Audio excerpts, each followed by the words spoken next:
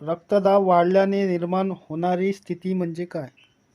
पहिला ऑप्शन दिला आहे धमनी काठिण्यता, दुसरा परिहृदयरोग, तिसरा अति लठ्ठपणा, चौथा आहे उच्च ताण. रक्तदाब वाढल्याने निर्माण होणारी स्थिती म्हणजे काय?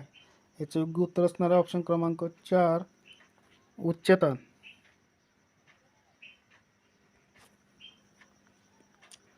पुढील प्रश्न, छातीच्या पिंजऱ्यात एकूण किती हाडे असतात? पहिला ऑप्शन दिला आहे 22, दुसरा आहे 26, तिसरा आहे 24, चौथा आहे 28. छातीच्या पिंजऱ्यात एकूण किती हाडे असतात? याचे योग्य उत्तर असणार ऑप्शन क्रमांक 3 24. पुढील प्रश्न, वातावरणातील सापेक्ष आर्द्रतेचे मापन करण्यासाठी कशाचा वापर केला जातो? पहिला ऑप्शन दिला हायड्रोमीटर, दुसरा आहे लॅक्टोमीटर, तिसरा हायग्रोमीटर, चौथा आहे थर्मामीटर.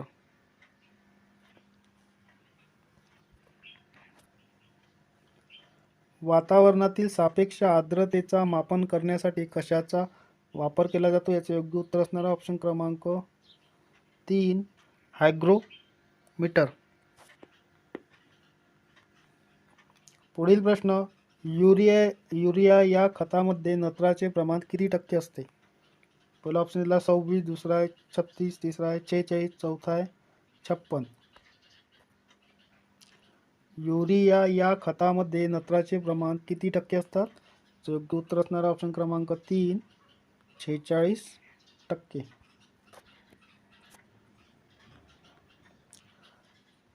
पुढील प्रश्न, चांदीची संज्ञा काय आहे? पहिला ऑप्शन दिला SI, दुसरा आहे AU, तिसरा आहे AG, चौथा आहे FE. चांदीची संज्ञा कोणती काय आहे? याचं योग्य उत्तर असणार ऑप्शन क्रमांक 3 AG. सोन्याची AU. पुढील प्रश्न, रक्तभिसरण प्रक्रियेतील अडथळे शोधण्यासाठी कोणत्या किरणोत्सारी समस्थानिकेचा उपयोग करतात? पहिला ऑप्शन दिला सोडियम, दुसरा कोबाल्ट, तिसरा फॉस्फरस, चौथा आयोडीन 131. रक्तभिसरण प्रक्रियेतील अडथळे शोधण्यासाठी कोणत्या किरणोत्सारी समस्थानिकेचा उपयोग करतात? याचे योग्य उत्तर असणार ऑप्शन क्रमांक 1 सोडियम. पुढील प्रश्न, कोणत्या जीवनसत्वाला सायनोकोबालामिन पण म्हणतात? पहिला ऑप्शन दिला B12, दुसरा B8, तिसरा आहे B3, चौथा आहे B7. कोणत्या जीवनसत्वाला सायनोकोबालामिन पण असे म्हणतात? योग्य उत्तर असणार ऑप्शन क्रमांक 1 B12.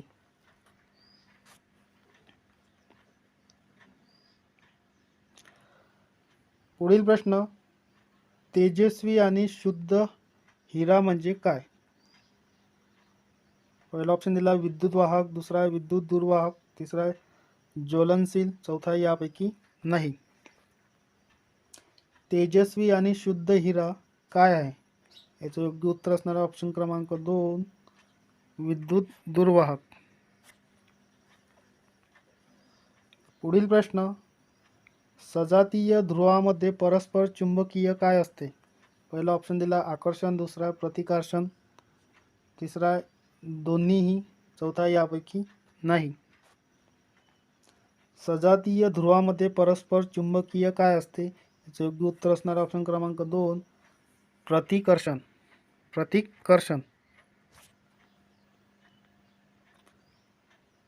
पुढील प्रश्न, कोणते स्वातंत्र्यपूर्व काळात होऊन गेलेले भारतीय प्रमुख रसायनशास्त्र होते?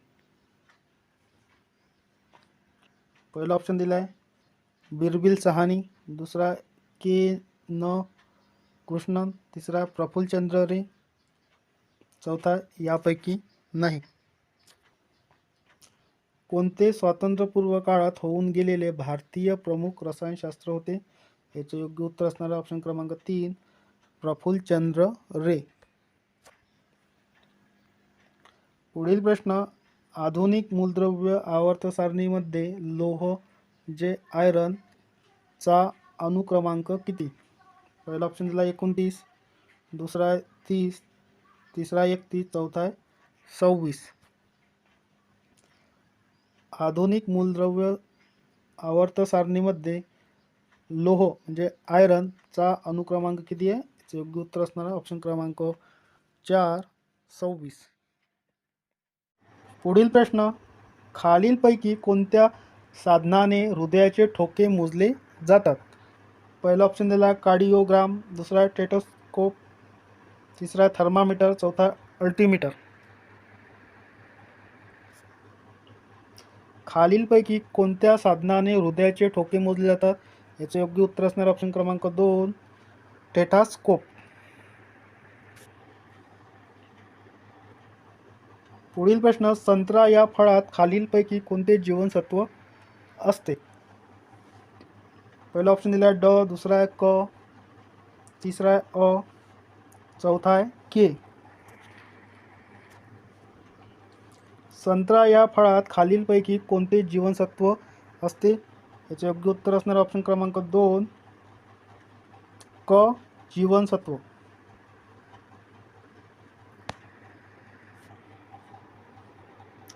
पुढील प्रश्न, खालीलपैकी पचन संस्थेचा भाग नाही. पहिला ऑप्शन दिला जठर, दुसरा लहान आतडे, तिसरा यकृत, चौथा आहे फुफ्फुसे. खालीलपैकी पचन संस्थेचा भाग नाही कोणता नाही? याचे योग्य उत्तर असणार ऑप्शन क्रमांक 4, फुफ्फुसे. पचन संस्थेचे भाग कोणकोणते आहेत? जठर, लहान आतडे, यकृत.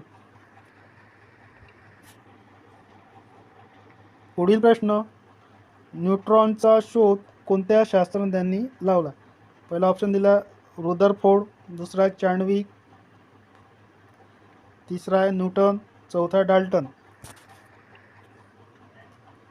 न्यूट्रॉनचा शोध कोणत्या शास्त्रज्ञांनी लावला? याचे योग्य उत्तर असणार आहे ऑप्शन क्रमांक 2, चॅडविक.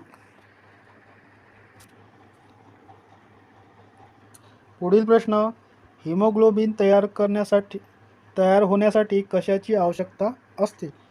पहिला ऑप्शन दिला आहे लोह, दुसरा आहे मॅग्नीज, तिसरा आहे फॉस्फरस, चौथा आहे आयोडीन. हिमोग्लोबिन तयार होण्यासाठी कशाची आवश्यकता असते? याचे योग्य उत्तर असणार ऑप्शन क्रमांक 1, लोह म्हणजे आयरन.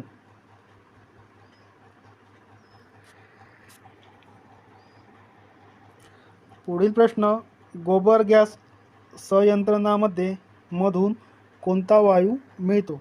पहिला ऑप्शन दिला इथेन, दुसरा आहे मिथेन, तिसरा मेटोलियन, चौथा आहे केरोसिन. गोबर गॅस संयंत्रणामध्ये मधून कोणता वायू मिळतो?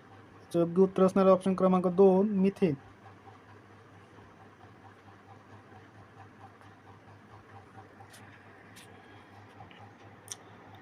पुढील प्रश्न, सर्वसाधारणपणे निरपेक्ष आर्द्रता कशात मोजते?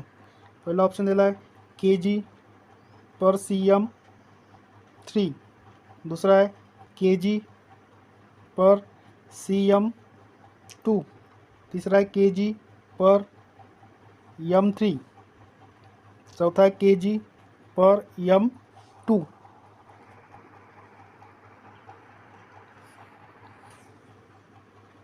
सर्वसाधारणपणे निरपेक्ष आर्द्रता कशात मोजते? याचे योग्य उत्तर असणारा ऑप्शन क्रमांक 3, kg/m3, kg/m3.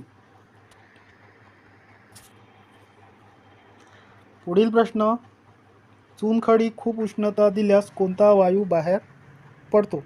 पहिला ऑप्शन दिला ऑक्सिजन, दुसरा आहे हायड्रोजन, तिसरा आहे नायट्रोजन डायऑक्साईड, चौथा आहे कार्बन डायऑक्साईड. चुनखडी खूप उष्णता दिल्यास कोणता वायू बाहेर पडतो? योग्य उत्तर असणार ऑप्शन क्रमांक 4, कार्बन डायऑक्साईड.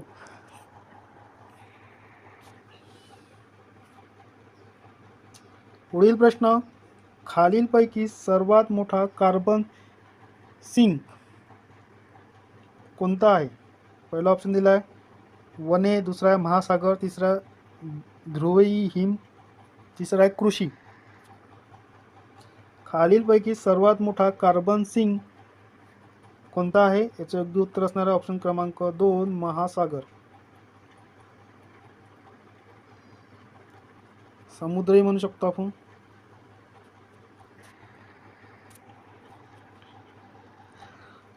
पुढील प्रश्न, कुलोम हे कशाचे एकक आहे? पहिला ऑप्शन दिला विद्युत धारा, दुसरा विभंगवात, तिसरा विद्युत प्रवाह, चौथा विद्युत रोध.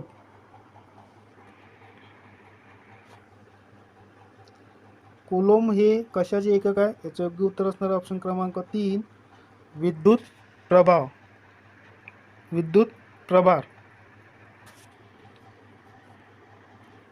पुढील प्रश्न, रेडिओ तरंगाचा वेग हा किती असतो? पहिला ऑप्शन दिला प्रकाशाच्या वेगापेक्षा जास्त, प्रकाशाच्या वेगा एवढा, तिसरा ऑप्शन आहे प्रकाशाच्या वेगापेक्षा कमी, चौथा प्रकाशाच्या वेगाच्या 2 पट. रेडिओ तरंगाचा वेग हा किती असतो? याचे योग्य उत्तर असणार ऑप्शन क्रमांक 2 प्रकाशाच्या वेगा एवढा. पुढील प्रश्न, पृथ्वीच्या अंतर्गत भाग जसजसे जावे तसतसे सरासरी तापमान वाढ कशी होते? पहिला ऑप्शन दिला 1° दर 32 मीटर, दुसरा ऑप्शन दिला 1°C दर 64 मीटर, तिसरा ऑप्शन दिला 1°C दर 40 मीटर, चौथा ऑप्शन दिला 1°C दर 80 मीटर. पृथ्वीच्या अंतर्गत भागात जसजसे जावे तसतसे सरासरी तापमान कसे वाढत जाते? याचं योग्य उत्तर असणार ऑप्शन क्रमांक 1°C दर 32 मीटरला.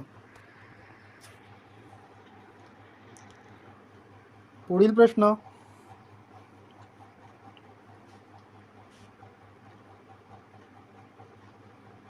पृथ्वीचे पृष्ठभागावर गुरुत्वाकर्षण किती असते? पहिला ऑप्शन दिला 9.8 किलोमीटर पर मीटर 2, दुसरा आहे 9.8 मीटर पर सेकंड 2, तिसरा ऑप्शन दिला 8.63 किलोमीटर पर मीटर 2, चौथा ऑप्शन आहे 8.63 मीटर पर सेकंड 2.